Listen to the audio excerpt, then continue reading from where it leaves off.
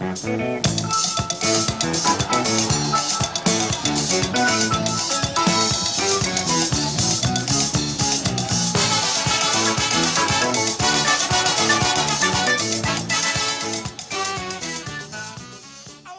has the unique sound, the unique bass line, and the unique dance that set him apart from his contemporaries.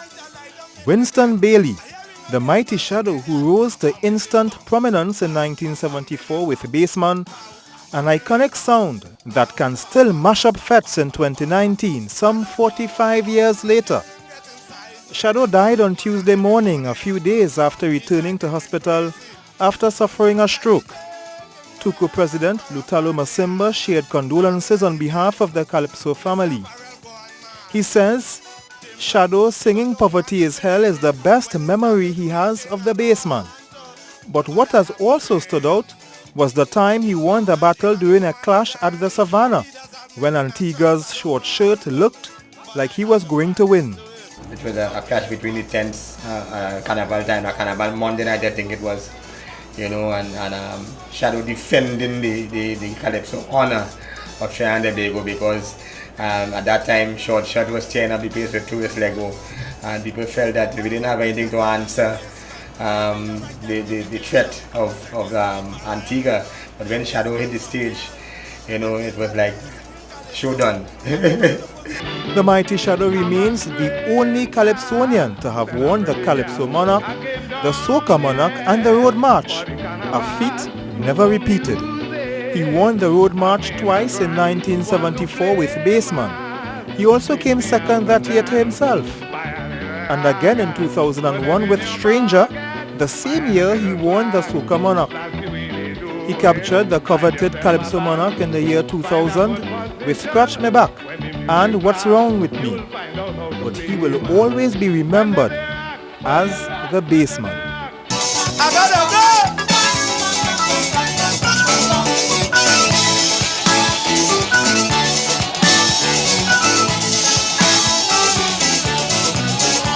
Ian Wason, TTT News. The mighty Shadow has left behind many memories, some that will be unforgettable, like Dingole, Bassman and Stranger. But there are those moments that only his close friends and colleagues will be able to share. His namesake, Winston Peters, a fellow Calypsonian and now the chairman of the National Carnival Commission, recalled a time when they went to perform in South Trinidad.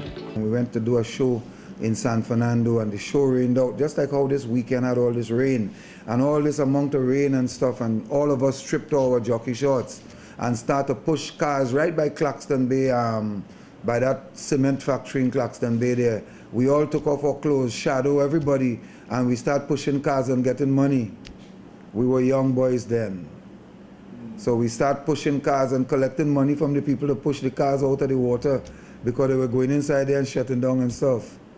And that was one of the greatest memories that I had. The mighty Chalk Dust tells a story of once traveling together with Shadow and Stalin. He said Stalin was talking to Shadow who was not answering.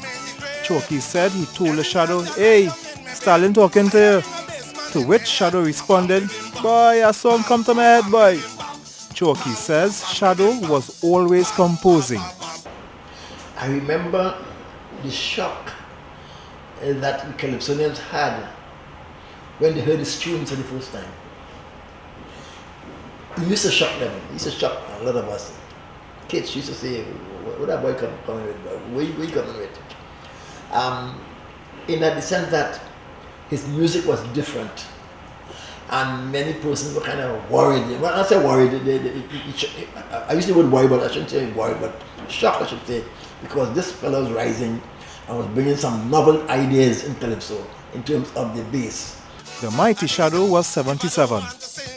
Ian Wason, TTT News. Condolences continue to pour in over the passing of one of Trinidad and Tobago's most revered Calypsonians, the mighty Shadow, who died this morning at age 77. During a press briefing this morning, Communications Minister Stuart Young gave remarks on behalf of government. It is indeed a loss for us to lose an icon such as Shadow. He contributed in a remarkable and immeasurable way to the development of culture, soca, calypso in Trinidad and Tobago. He will be sorely missed. Principal of the University of the West Indies, St. Augustine, Professor Brian Copeland, says he is very sad and disappointed that Winston Bailey, the mighty Shadow, died before he could collect his honorary doctorate scroll himself on Saturday. Mr. Bailey was scheduled to be conferred the degree of Doctor of Letters honoris causa for his contributions as a musical composer. A statement from the university said earlier this year the award was offered to Mr. Bailey and he graciously accepted.